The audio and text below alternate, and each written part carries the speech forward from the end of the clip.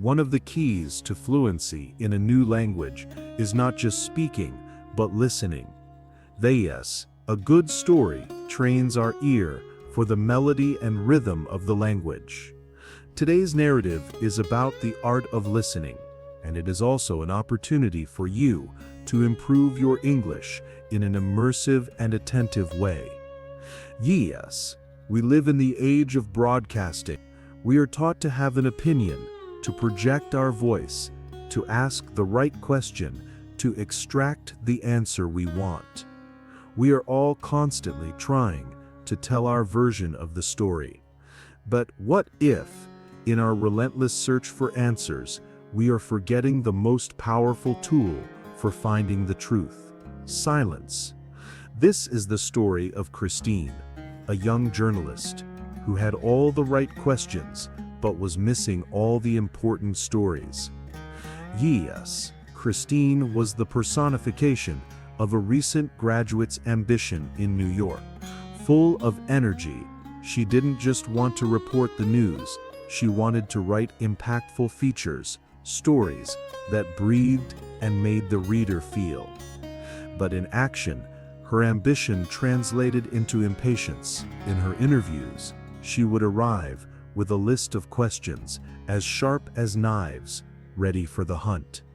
She didn't conduct a conversation, she carried out an interrogation, interrupting the interviewee, guiding them to the answer she wanted. She was focused only on extracting the soundbites that already fit the story she had pre-written in her head. She submitted the article to her editor-in-chief, Chelsea, a veteran of the print journalism era who could smell inauthenticity a mile away. Chelsea read the text in silence, her expression impassive. At the end, she looked at Christine over her glasses and delivered the verdict with a precision that left no room for argument. "You have facts, Christine, but you don't have a story. This here has no soul." Chelsea's words echoed in Christine's mind. No soul. She returned to her desk, frustrated. She had done the research, had the facts, had the quotes. What else did a story need? How do you find a soul? A soul wasn't a fact. It couldn't be researched in a file or extracted with a question. She was lost. Chelsea, seeing the confusion written on the young journalist's face, called her back into her office. She didn't give her a book on creative writing or a new style manual. Instead, she gave her an unexpected task, an assignment that seemed to make no sense. "Go to Washington Square Park," the editor said. "Sit on a bench for 2 hours. You are forbidden to speak, to write, to record. Your only task is to listen." Christine was dumbfounded, waiting for the rest of the instruction that never came. 2 hours of doing nothing. In a city where every minute counted, it seemed like a bizarre test, a waste of precious time. But Chelsea's gaze allowed for no questions, and the truth was that Christine was out of other options. And so, reluctantly and confused, she accepted her strangest assignment yet. Thus, Christine sat on a bench in Washington Square Park, feeling ridiculous. The first 30 minutes were a torture of stillness. Her journalist's mind, trained for action, screamed in protest. The impulse to check her phone, to jot down an observation, to do something, was almost unbearable. She felt unproductive, a hunter forbidden to hunt. Then, slowly, forced by boredom, her mind surrendered. The need to look for a story dissolved, and she began, for the first time, to simply receive what was around her.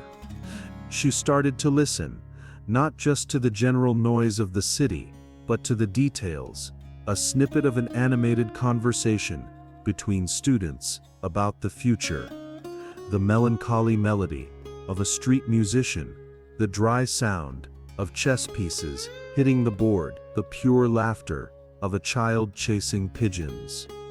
It wasn't noise, it was narratives, dozens of small, human stories happening simultaneously, and the epiphany hit her with a clarity that left her breathless. The park wasn't quiet, it was overflowing with life, with emotion, with stories. She had been so focused on hunting the big headline that she had become deaf to the small, true ones that were all around her. Back at the newsroom, Christine received a new assignment. This time, she went into the interview, not with a list of questions, but with a single intention: to listen. She asked her first question, an open and inviting one, and then she did the hardest and most powerful thing a journalist can do. She fell silent. At first, the silence was uncomfortable. But, sensing the space and Christine's genuine attention, the interviewee began to fill that silence, not with the rehearsed answers he would give anyone, but with the stories, the hesitations, and the emotions that lived behind the fact. Christine discovered that the most revealing passages, the most powerful quotes, didn't come from the answers to her questions, but from the stories that emerged between them. The article Christine wrote from this new interview was different. It breathed. It had a beating heart, full of nuance and humanity. She handed it to Chelsea without saying a word. The editor-in-chief read it, and this time, the silence on her face was not one of judgment, but of appreciation. At the end, she looked up, and a rare, genuine smile of approval appeared. Christine, she said, you have a story. Christine's journey, from a hunter of quotes to a listener of stories, teaches us a fundamental lesson. The most powerful stories, the deepest truths, are not extracted by the force of our questions, but are received as gifts when we have the courage and patience to offer our silence. Her story is an invitation to practice deep listening.